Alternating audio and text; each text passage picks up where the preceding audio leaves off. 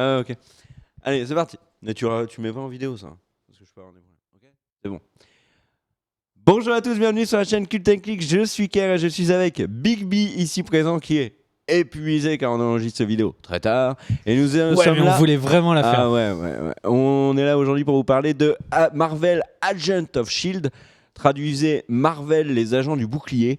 Une série qui a été créée Pas par du tout. Josh Whedon. Bah si, Shield c'est bouclier. Agent of the... Oui, agent oui, du oui. S-H-I... Oui, c'est un sigle, on est d'accord. Une série donc qui en est à sa saison 3 qui est terminée. Qu'est-ce que vous allez trouver dans cet épisode? Une critique de la série en première partie, puis ensuite une critique du season final de la saison 3 avec du spoil. Que va vous faire Big B? Parce que moi j'en suis pas là, j'ai terminé la saison 1, mais Big B est un grand fan et il tenait absolument à vous en parler et il ne voulait absolument pas vous en parler tout seul. Donc du coup je suis avec vous dans cette vidéo. Marvel Agent of Shield, on suit en fait le Shield, enfin en tout cas une unité du Shield emmenée par Phil Coulson qu'on avait vu dans la série, dans les films Avengers notamment. On peut le dire, hein, dans Avengers on l'avait quitté plutôt pas vivant et il se retrouve héros de la série Agent of Shield. D'autres personnages comme par exemple May qui est interprétée par l'actrice d'urgence Ming-Na Wen. On retrouve Chloé Bennett dans le rôle de Sky, ou notamment l'acteur Ian de Caestecker qui joue Fitz et qui est l'acteur principal du premier film de Ryan Gosling, Lost River, qui était d'ailleurs où il jouait très très bien. J'étais étonné de voir que c'était l'acteur d'Agent of Shield. Qu'est-ce que tu penses, mon cher Big B, de cette série, toi qui nous en parles régulièrement dans l'émission live diffusée, pour ceux qui ne le savent pas, tous les mardis à 19h sur le site cultandclick.com?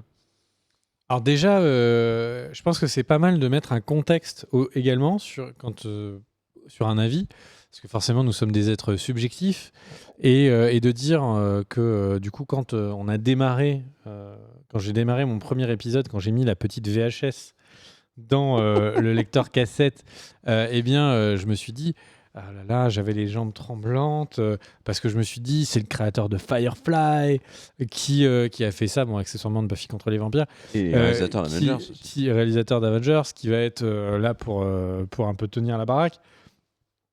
Moi, j'aime beaucoup Marvel. Et le truc, c'est que du coup, je me suis dit à quel point, en fait, le format série allait mieux à quelque chose qui était proche des comics. Tu vois, d'avoir vraiment pouvoir balayer plein d'histoires différentes. Et donc, quand j'ai poussé comme ça du bout du doigt et que je me suis fait pincer, tu sais, par le petit clapet, Petit cache, et j'ai appuyé sur play. Alors là, d'un seul coup, donc j'ai vu cette première cette premier épisode, cette première série, cette première saison. Et ah mais quelle bouse. Ah non, mais c'était une catastrophe. Non mais la première pas saison, toute la saison. Je suis pas la d'accord avec toi. première saison d'Agents of Shield, La première moitié, c'est une catastrophe. je pense que ça faisait longtemps que j'avais pas vu une série aussi nulle que ça. Mais elle se rattrape sur la fin. C'est pas quand même pas moi qui vais défendre la série. Et le truc, c'est que, enfin, vraiment, le personnage de Grant Ward,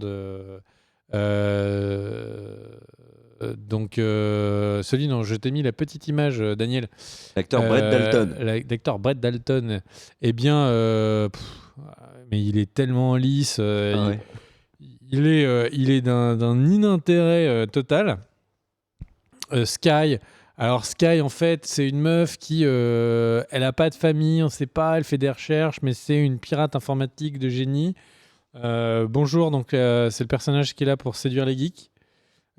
Si toi aussi tu es geek. Ah non, c'est pas elle qui est là pour séduire les geeks. Si tu es geek et en c'est Simon qui est là pour séduire les geeks. Si tu es geek et en surpoids, tu as donc Xena, la guerrière avec Melinda May. Tu as la pirate informatique avec Sky.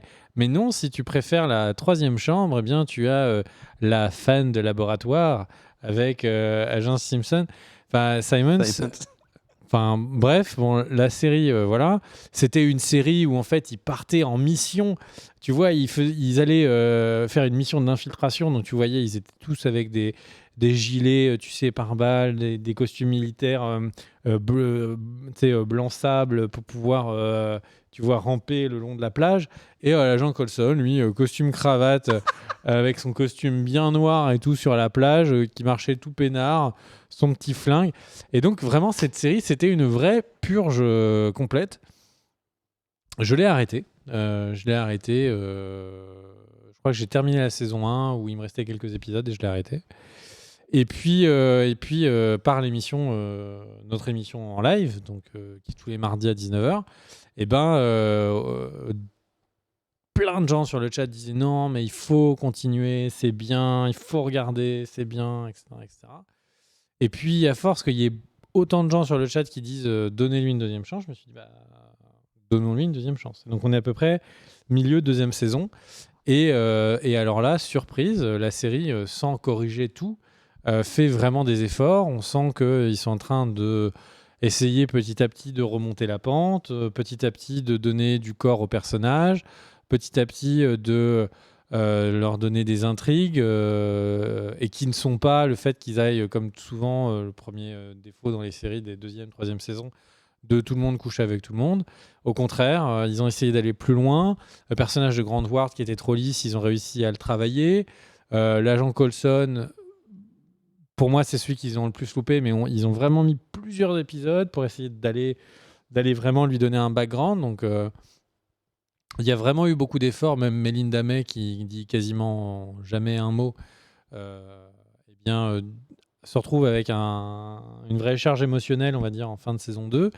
Et du coup, c'est vraiment une série qui essaye d'être meilleure. Vraiment, c'est pas le meilleur élève de la classe. C'est pas l'élève doué qui fait tout de suite tout bien, mais c'est l'élève qui est le plus bosseur et qui veut essayer, tu vois, de faire bien. Et cette saison 3, on sent que ce que je disais pendant le live, chaque miette d'euros et de dollars est mis dans le budget de la série pour essayer de faire un truc où ils tentent quelque chose. Il y a quelques scènes d'action qui s'approchent du niveau de scènes d'action de Banshee, qui pour moi est la meilleure série en termes de qualité de réalisation de scènes d'action. Et vraiment, c'est de temps en temps. Après, ça s'effondre. Après, ça remonte. Après, ça s'effondre. Et puis, vraiment, un travail constant sur les personnages. Et ça fait que vraiment, cette saison 3,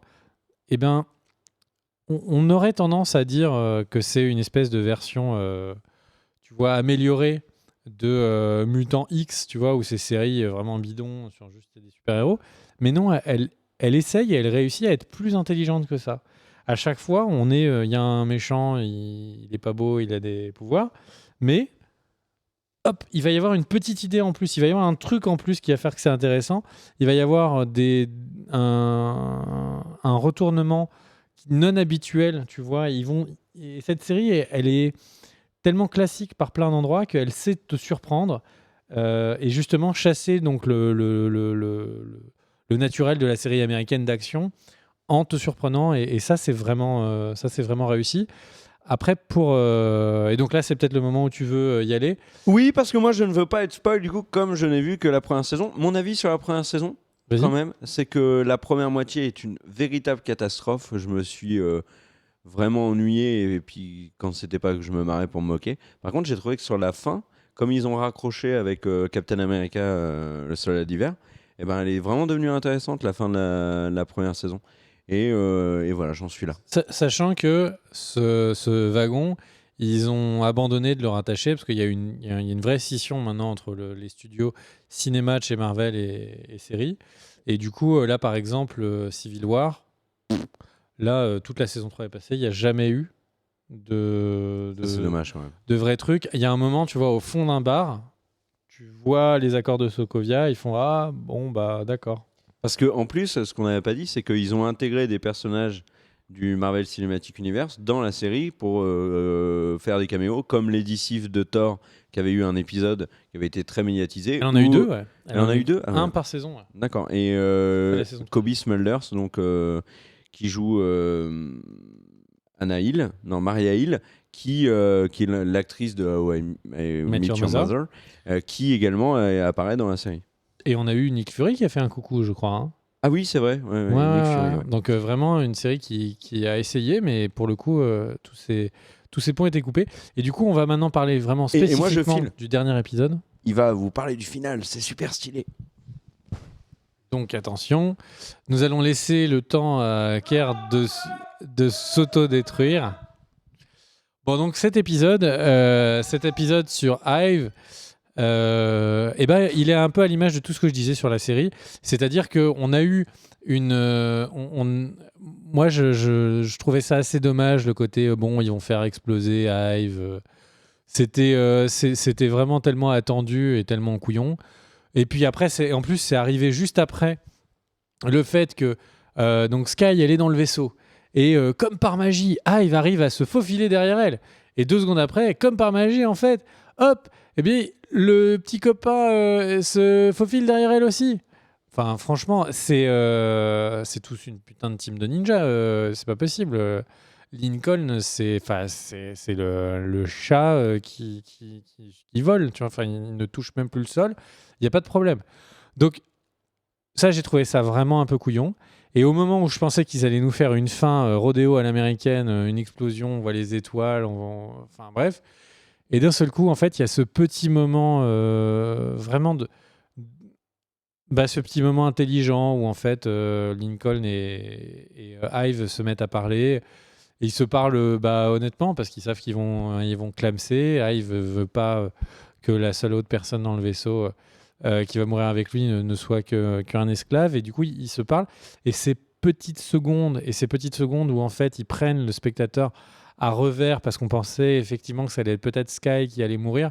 Et ben ça c'est ce qui fait tout l'attrait de la série. Ces quelques dernières secondes, ce duo, c'est ça qui fait le sel de la série et qui pardonne le fait que les mecs là, les primitifs, ils ont un costume et un masque de merde. On a l'impression de revoir Buffy saison 1 et c'est pas forcément mieux. Et vraiment, la série vaut par ça. Et c'est pour ça que j'ai très envie de continuer à regarder la saison 4 et que j'ai très peur des problèmes entre le Marvel Cinéma Studio et le Marvel Studio Série. Je ne sais plus comment il s'appelle. Division télé, en tout cas. Et le fait que, du coup, il y a d'autres séries Marvel qui ont été annulées. Ça sent pas bon pour Agents of S.H.I.E.L.D. Les audiences ne sont pas non plus mirifiques. Et j'espère que la qualité de la série lui permettra de lui garder sa vie propre. Et voilà. Maintenant, pour dire quelques mots donc, sur les dernières secondes. Donc, déjà, on apprend que Sky, du coup, a quitté S.H.I.E.L.D. Pourquoi, comment visiblement, même la presse se pose la question. Est-ce que c'est une paria? Est-ce que c'est une vilaine ou pas? Comme elle donne le petit oiseau pour dire... Donc, qui est celui qui avait fait... donc, le gars qui avait des visions.